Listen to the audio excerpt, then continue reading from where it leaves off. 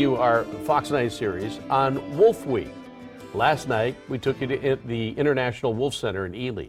And tonight, a wolf history lesson of sorts. Randy Meyer joining us with a look at how Minnesota's most iconic Northwood animals have gone from hated to appreciated. Yeah, they really have, Kelsey and Jeff. The wolf story throughout history has been one of deep hate as a killer of livestock and wildlife to a protected and for many favorite of all the animals in our woods.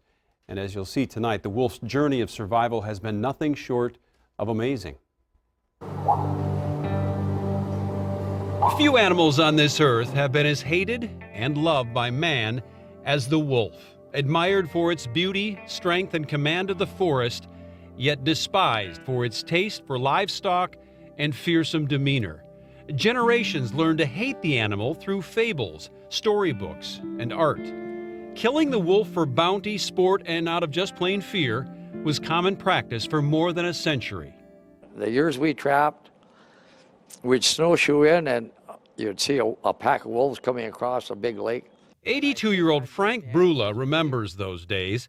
He spent most of his life hunting and trapping the lakes and forests of the boundary waters around Ely. And as a young man, the wolf was both a prized and despised animal. Like the rest of the country, Minnesota found very little value in wolves. So Frank, like many, did their best to kill the animal. The bounty and the challenge made it a worthy prey. And with help, he learned to do it well, etched in history by these old photos. Only a very limited number of expert trappers were able to catch wolves.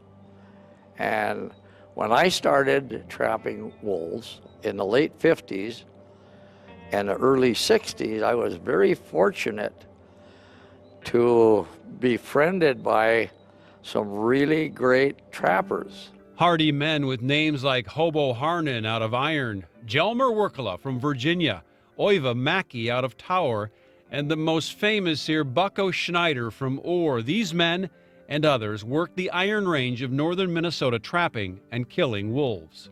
Frank, were you ever around people back in the day that had that mentality that the only good wolf is a dead wolf? Dead one? Yes. I didn't argue with them. I understand the wolves have a place in our wooded areas. I understand that. That understanding of the wolf's place and importance in Minnesota forests took time, though. In fact, by the middle of the last century of the lower 48, only our state still had wolves living wild. And in the years that followed, for most, the wolf transcended, though, from reviled to revered. Folks in Minnesota turned the corner on the perception of the wolf long ago. The wolf went from having a bounty on its head to creating bounty in the form of marketing gold here in our state. A once feared and misunderstood animal became the symbol of our wilderness. And the city of Ely, for one, took full advantage. More than most, but like many towns and cities across Minnesota, Ely is marked by the image of the wolf. Boutique shops and stores peddle all things wolf. World-renowned wildlife photographer Jim Brandenburg's studio is here. Inside, some of the world's most iconic photos of wild wolves taken near his famous Ravenwood cabin on the outskirts of Ely.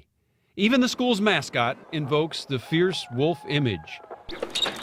Dave Sebesta moved here as a young man. He guided wilderness-seeking guests on the boundary waters. Now, as Ely's Chamber of Commerce director, the wolf's attraction and value is obvious. They could be a few yards from a wolf and never know until they hear him howling. Yeah. And the reaction that we get from our guests that come out of the woods, out of the boundary waters, who have had that experience, it's magical to them. While the status of the wolf has come a long way in Minnesota, even to this day, not all appreciate its healthy presence. Ranchers and hunters blame too many wolves for predation to livestock, white-tailed deer, and moose.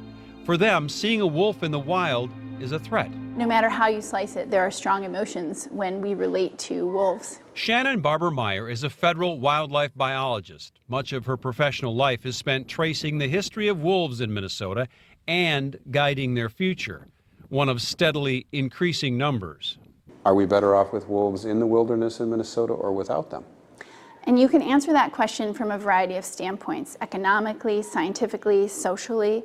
For me, I'm going to answer that from my heart. And I think, yes, if there's a place where wolves are, it represents wildness to me, and that's something that's increasingly rare on this planet. And so I celebrate the fact that we live in a place where we have enough tolerance as humans to allow this animal to be here and to live the way it was meant to live, which is killing things, and that we allow that to happen in Minnesota and make space for that. That's really something to celebrate. Tomorrow night, we continue Wolf Week when we travel to Isle Royale, where federal officials have now decided to reintroduce wolves to the prey-predator ecosystem there. A controversial decision that we first told you about last November that will likely plant wolves from Minnesota on an island that has for decades been hands-off when it comes to wildlife management. Kelsey? Really interesting stuff. Wish people like Hobo and Bucko were around for you to interview as well. Do they have stories, right? Yeah, all right. Thanks, Randy.